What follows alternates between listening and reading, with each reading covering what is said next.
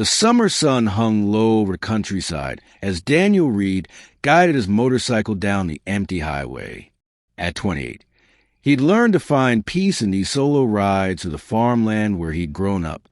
The wind carried the scent of wheat and wild grass, reminding him of simpler times.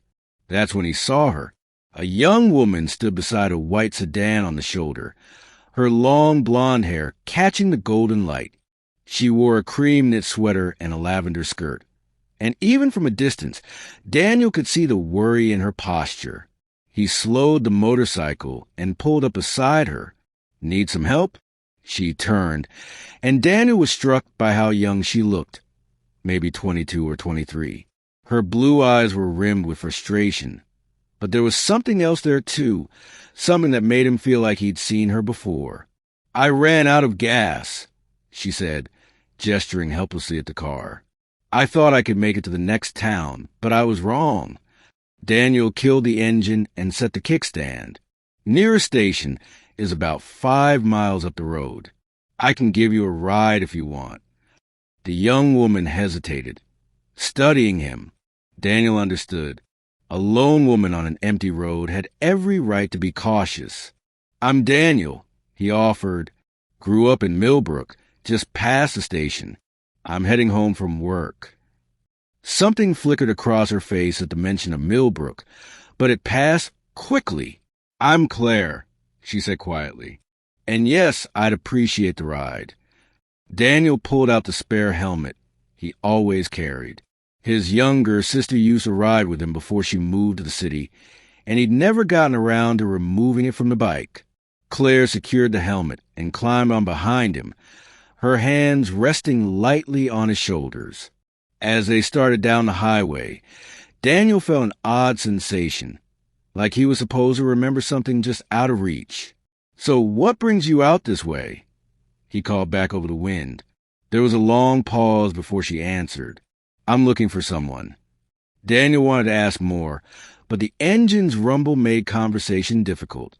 Instead, he focused on the road, the familiar landmarks passing by like old friends. The oak tree where he'd carved his initials at 15.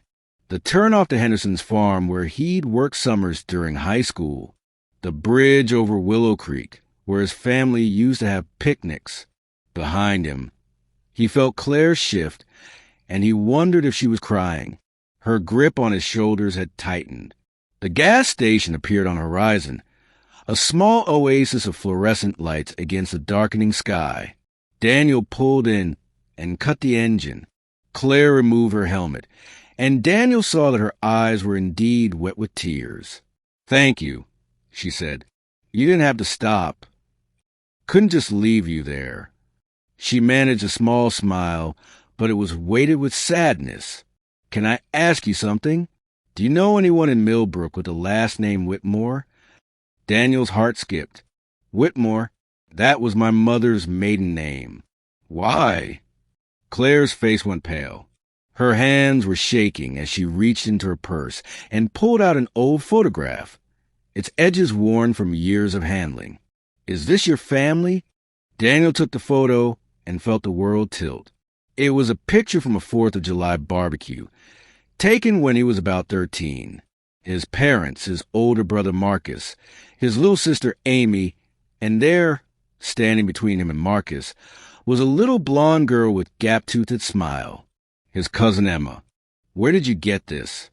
His voice came out hoarse. "I'm Emma," Claire whispered. I was Emma. They changed my name to Claire after the adoption." Daniel stared at her, seeing it now. The same blue eyes as his mother. The same slight dimple in her left cheek.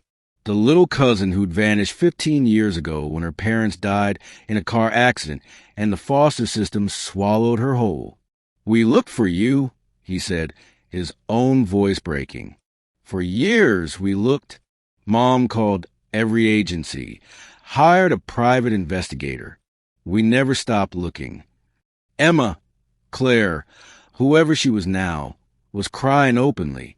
"They said my family didn't want me, that no one came for me. That's a lie." Daniel pulled her into a hug. The stranger who was blood, this lost piece of their family puzzle. We wanted you. God, we wanted you so badly. They stood there in the parking lot of the gas station as the story poured out. How Emma had been taken by child services after her parents' funeral. How she'd been placed with a family 3 states away who'd eventually adopted her and changed her name. How they'd moved around, keeping her isolated from her past. How she'd only recently found the old photograph hidden in a box in the attic, along with documents revealing her original identity. I've been driving around Millbrook for 2 days, she said, trying to work up the courage to knock on doors, trying to find the house for my memories. I wasn't even sure anyone would remember me. Remember you? Emma, there's not a family gathering where someone doesn't mention you. Mom keeps your room exactly like it was, hoping you come back someday. Fresh tears spilled down Emma's cheeks. Is she still here? Your mom? Our aunt. She's at the house right now, probably making dinner. It's Sunday, so Marcus will be there too with his wife and kids. Daniel grabbed her hands. Come home. Please come home. I'm scared. What if it's too late? What if too much has changed? Daniel thought about all the years of loss, all the birthdays and Christmases with an empty space at the table. He thought about his mother's quiet grief, the way she'd sometimes pause in doorways, as if expecting to see a little blonde girl run past. It's never too late to come home. They used the gas can from the station to fill Emma's car. Then she followed Daniel on his motorcycle through the twilight. The 6-mile drive to his childhood home felt like the longest and shortest of his life. When they pulled into the driveway, his mother was on the porch, drawn by the sound of engines. Margaret Reed was 60 now, her hair more gray than brown, but she still had the same sharp eyes that missed nothing.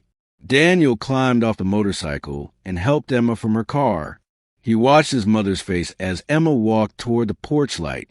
Mom, Daniel said quietly. Look at her eyes. Margaret's hand flew to her mouth. She descended the porch steps slowly, as if afraid the vision would disappear. Emma? Aunt Maggie. Emma's voice broke on the words. I'm so sorry it took me so long.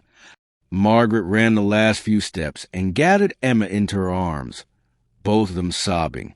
Daniel heard his brother Marcus come to the door, heard his sharp intake of breath when he recognized the lost girl, now grown. The reunion that followed was everything Daniel could have hoped for. There were tears and laughter, stories shared and gaps filled in. Marcus's children, who'd only heard about their mysterious cousin, stared in wonder. Margaret couldn't stop touching Emma's face, as if confirming she was real. Over dinner, Emma told them about her life, about the family who'd raised her, about the emptiness she'd always felt without knowing why. Margaret told Emma about the search, about the dead ends and closed doors, about the system that had failed them all. I never gave up hope, Margaret said, holding Emma's hand across the table. I knew in my heart you were out there somewhere. As the evening wore on and the family gathered in the living room, Daniel caught Emma's eye and smiled. If he hadn't taken that road home today,